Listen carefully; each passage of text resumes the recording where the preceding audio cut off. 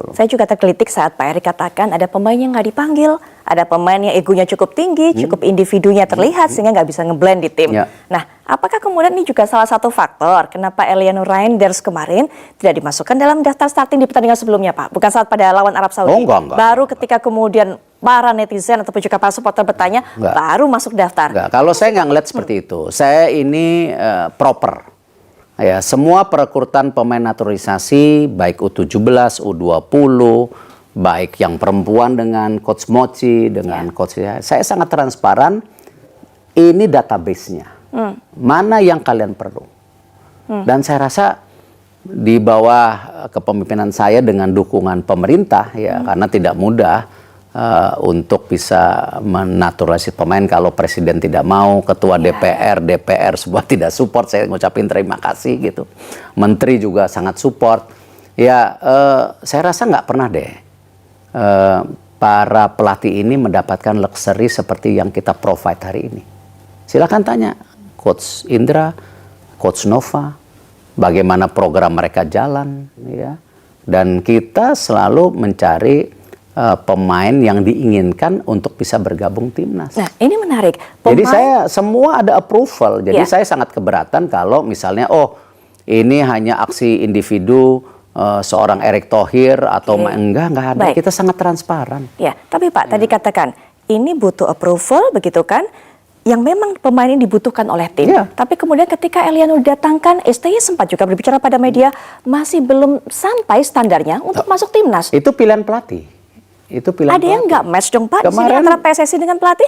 Enggak, atau gimana? Semuanya baik. Semua baik. Oke. Semua baik. Ketika Welber nggak dipanggil, ada situasi pribadi, saya bilang enggak, polisinya seperti ini. Ya kan? Karena kita punya standar, kita juga nggak punya standar. Saya sangat sistematik orangnya. Ya, jadi saya percaya kalau kita mau sustain di segala hal itu mesti ada leadership yang baik dan ada SOP sistem yang baik. Itu harus jalan beriring. Percuma kita punya sistem tidak punya leadership. Atau hanya leadership tidak punya sistem, pasti absolut korup. Ya, ini yang sama yang kita bangun di sepak bola nasional ini, semua ada sistem dan SOP-nya. Semua ada perbaikan struktur, perbaikan tata kelola, dan tetapi ujungnya harus profesional dan transparan sehingga publik bisa menilai. Baik. Gitu. Kita mendengar rencana Pak Erick, sudah sempat saya singgung tadi di awal atau di segmen sebelumnya, mendatangkan ataupun juga menaturalisasi total 150 pemain untuk di timnas berbagai level, berbagai jenjang usia. Tapi di satu sisi lainnya juga para masyarakat Indonesia, para pecinta bola, para supporter mengatakan kasih dong kesempatan para pemain lokal yang lebih banyak lagi untuk masuk timnas. Jangan hanya naturalisasi. Sesaat lagi. Apa sih dapurnya timnas? Apa sih dapurnya dari rencana mendatangkan para pemain naturalisasi untuk bisa memperkuat tim nasional Indonesia di berbagai level? Sudah saya sampaikan sebelum jeda, 150 pemain Pak. Bener itu Pak, banyak banget Pak. Yang ngomong siapa? Banyak media, banyak para media supporter. Kan bukan saya ngomong. Para supporter juga seperti bukan itu saya yang ngomong. Saya waktu itu bicara, silakan statement saya dilihat. Bahwa kita perlu 150 pemain untuk membangun yang namanya tim nasional.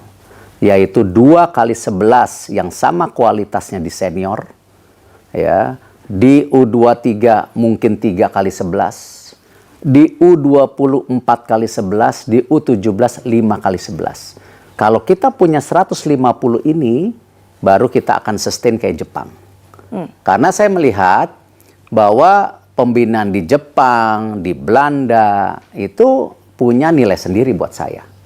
Ya, tetapi juga kita bisa lihat bagaimana negara seperti Prancis dan Maroko yang banyak melakukan penarikan diaspora. Kita lihat ya pemain Prancis itu namanya bukan Prancis semua sekarang. Ya. Nah, jadi 2 atau 3 metode yang ada ini ya saya buka. Dan itu yang menjadi tentu agenda reform untuk daripada PSSI. Jadi kita perlu 150 pemain. Coba kita lihat misalnya. Kalau di U20 kita, ya, kita belum punya 4x11. Silahkan tanya Coach Indra. Ya, di Coach Nova, kita belum punya 5x11 pemain. Even tim nasional kita yang hari ini 2x11 aja belum. Nah artinya apa? Untuk mengisi posisi-posisi ini ya dari mana? Ya tadi, pembinaan secara kontinu dari grassroots, ataupun ada yang namanya quick wins yang kebetulan tidak melanggar aturan FIFA. Ya. Di mana aturan FIFA itu jelas, bapak, ibu, nenek, kakek.